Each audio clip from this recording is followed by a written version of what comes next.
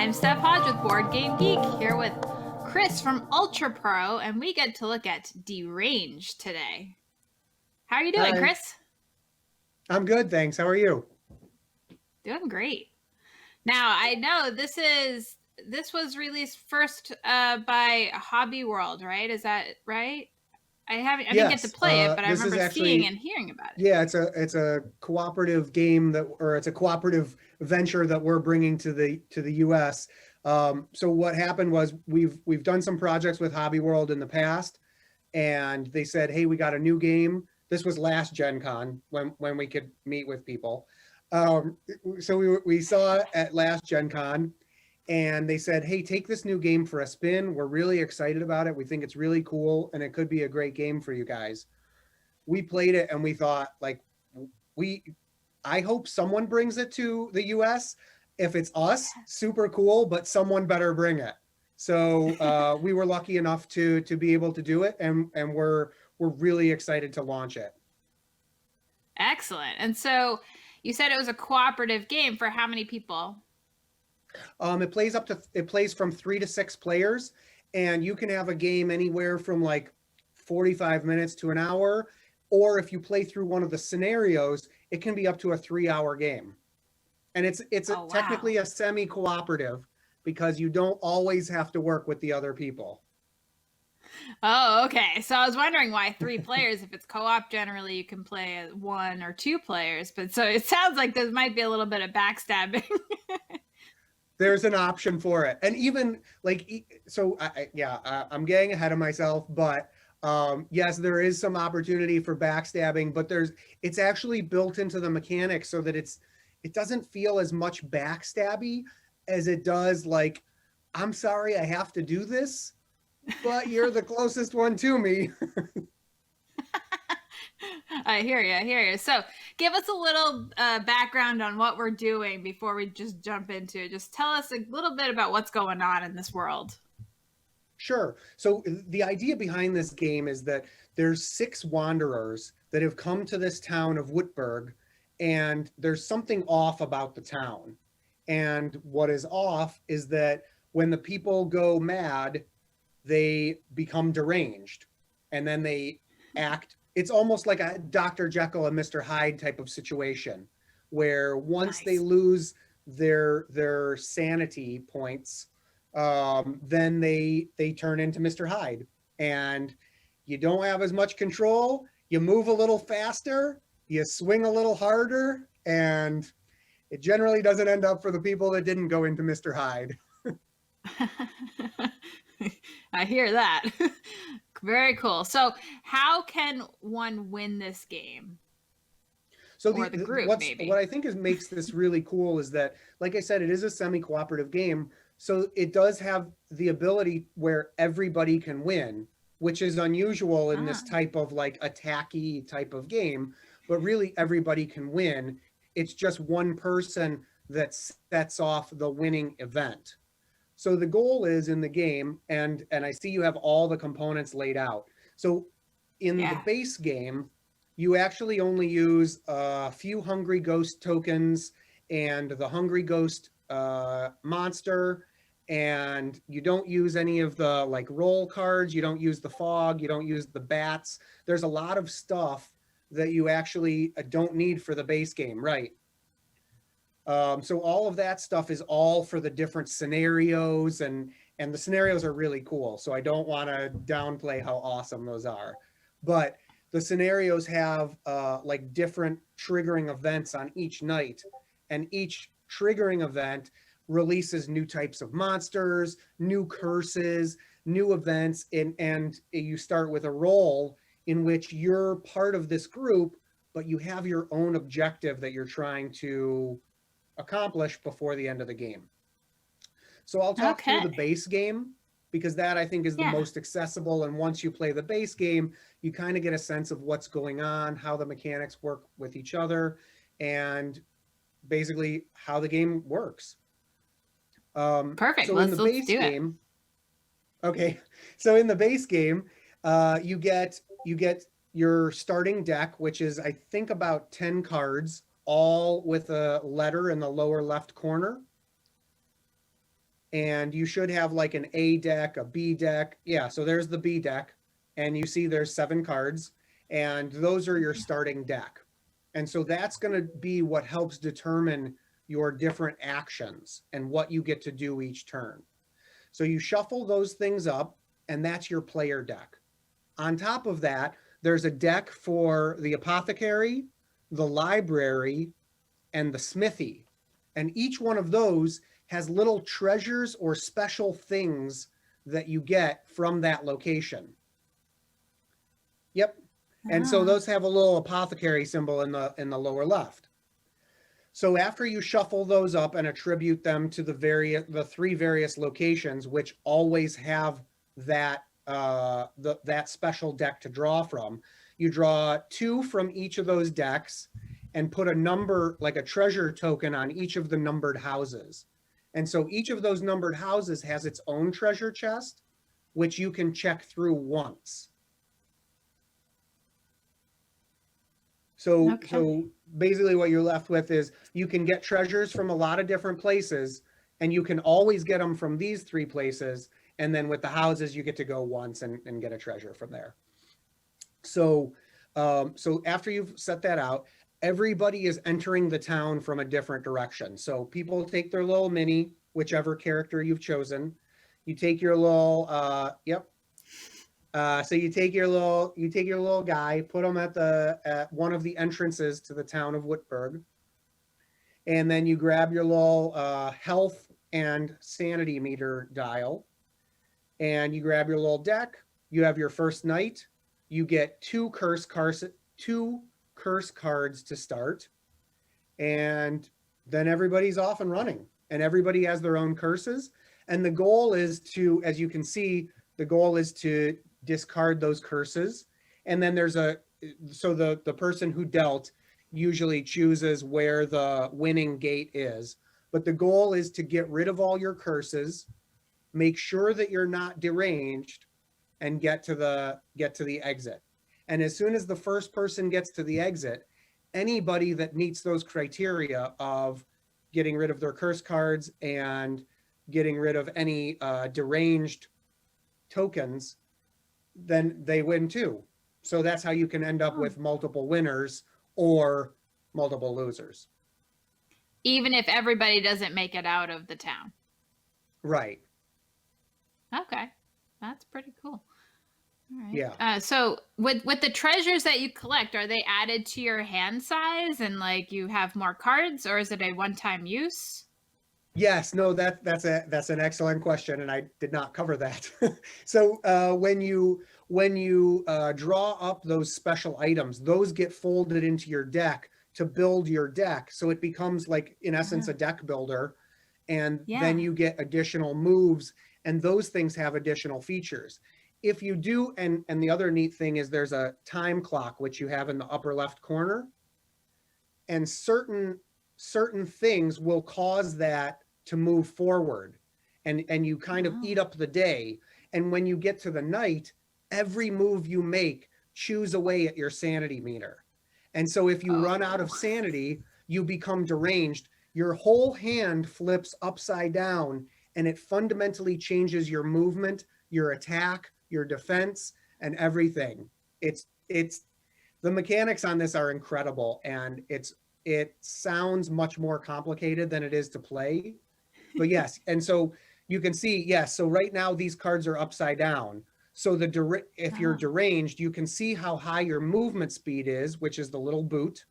Your attack is the little like sword and axe. And then your defense you are is the little shield. And so if you're not deranged, you flip your whole hand over. And now you can see that your attack, your speed is different, your attack is different, your defense is different, and you have the ability to search the treasure chests. Treasures. Nice. And it has a modular board to adjust the difficulty. Yeah. Very cool. Yeah, do you want to walk through a quick game. turn so we can see how like one turn for the orange player might go? Yeah, sure. That sounds great. So at the start of your turn, you draw up 4 cards.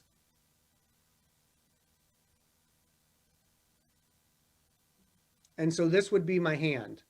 So I'd be looking at Right. this, and depending on, and I'm looking at my curses to figure out where I need to go, what I need to do.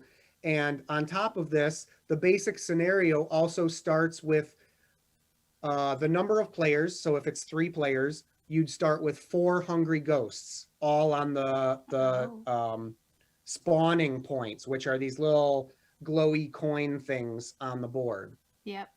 So they should be 1 in each quadrant. Yep. So you Yeah, have it the looks hungry like ghosts there on there. is. And then there should be Uh-oh. a token that looks like the box of the Deranged, the box. Oh, I can see it actually in front of my little candle cards. Yep. So that means when it gets to my turn, the monsters get a chance to move. And the monster card is up there on the hungry ghost. You can see that it also has attack and movement and all those things. And so on my first turn, I look at my 4 cards and I think, okay, I want to get rid of the curse in the apothecary, or I want to get rid of the curse in house number, is that 3 and 5 or 2 and 3? 2 and 5, maybe? Okay. So, Yep. and where is my little fella? I think he came in from the west side. Okay. Yeah.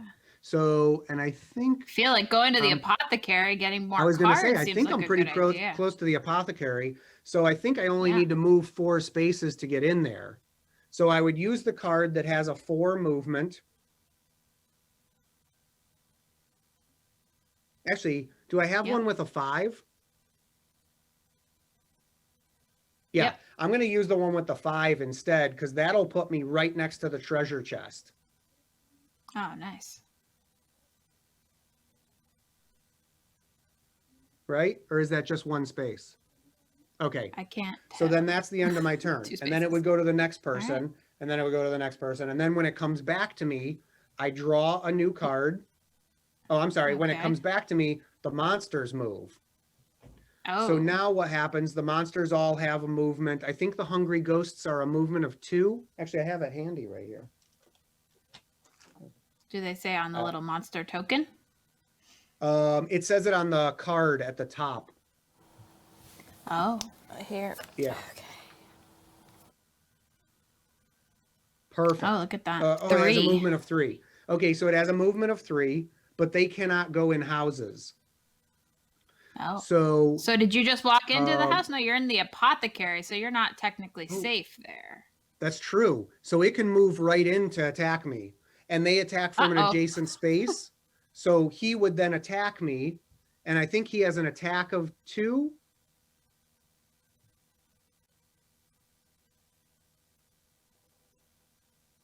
Oh, 4. Ooh. 4. Yikes. All right.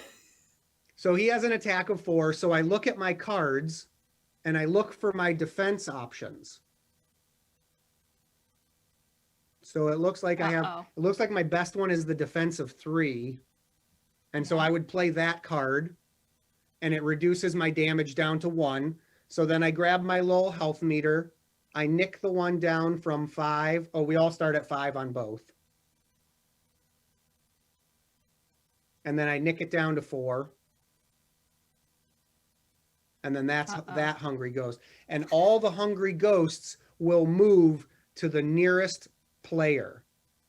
So like say for example someone had come through the north entrance, then that hungry ghost would move towards them. Right. And so all the monsters move towards the nearest person that they can attack, and then they attack if they can, and if they can't, it's okay. It looks like the ghosts go through the forest. It could go around. Oh, sorry? It looks like the ghosts can go through forests, but maybe players can't.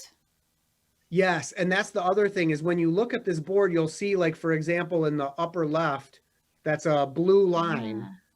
And yeah, so there's different colors. And so you'll notice on the cards, some of the movement actually are associated with a color. And so that means a player can move through those routes when they are using that color of movement, when the monsters can move through basically anything. Oh, cool. Because, yeah, the ghost is yellow. It looks like they go through. Right. And so the ghost can move, like basically you can see on this one that we're looking at, the position of power in the forest, you can enter through either side if you have a green, and you can exit either side no matter what. The gray is kind of the neutral. It doesn't matter what color you're using. Okay. But the only way you can enter the forest is if you're using a green movement card. All right, so you didn't die on your turn. That's awesome. Correct.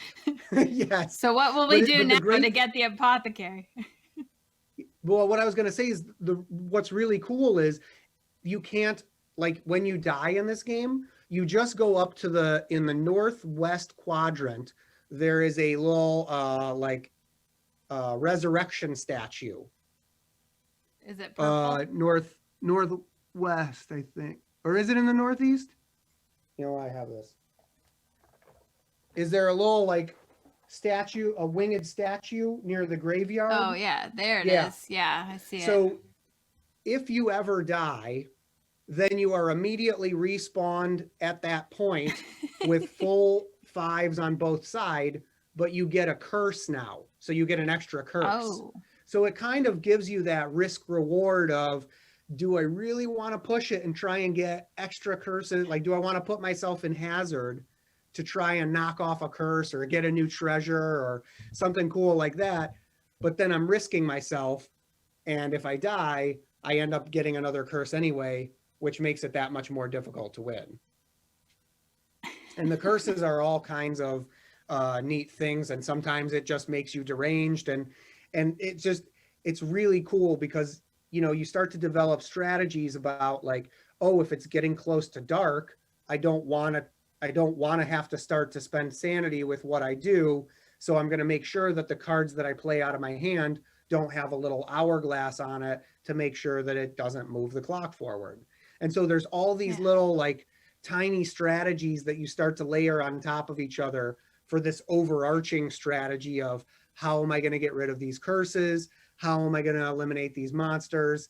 And how am I going to get more cool treasure? Very cool. So at the start of your turn, do you always draw up to 4 cards or do you just draw 1? No, you always draw up to 4 because, you know, one turn might really deplete your hand because you might get attacked by 3 monsters and, you know, your hand is decimated at that point. So then you have very limited options on what you're going to do, but then to finish your turn, you draw up and you're good. Excellent. You getting some love for the artwork in the chat room, so that's exciting. I think it's very, very unique and very cool and dark, and you know, I think the theme comes through with the art, so yeah, it's very cool. Yeah, and that was one of the things that struck us initially, you know, before we even played it, just when we met with Hobby World, we were talking through, and it's very attention grabbing, and it has this like gothic style, but like comic booky, and they even have the little dots on the cover of like, to make it look even more comic booky. It's just, we love the art. And then when we played it, we just, you know, we test a lot of games. And so it feels like we're testing games most of the time.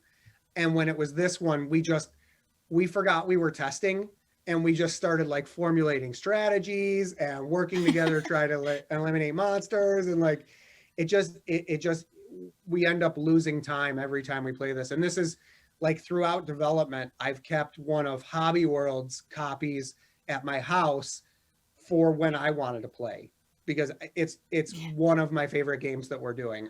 And that's why I'm super excited about it. Yeah, no, for real. And then there's a bunch of scenarios. So that's also, you can work through those. So you're going to have a different game every time. And there's a lot going on here. It's really cool.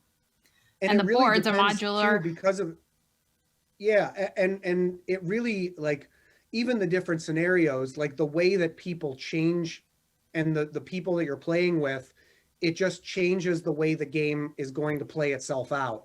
And actually, your hands brought up a great point there. I had touched on this a little bit before, but all of these boards are double-sided. So you can actually adjust the difficulty of the game depending on the setup of the quadrants. Yeah, that's really cool. So you're gonna just have like a different feeling every time you play. Right. So Chris, tell us, how can we get Deranged? So we're just we've seen a couple rounds of samples coming out of China, and they're really good. We're just kind of, because this is one of our biggest titles that we've released, and one of our biggest, I think one of our biggest games that we've produced.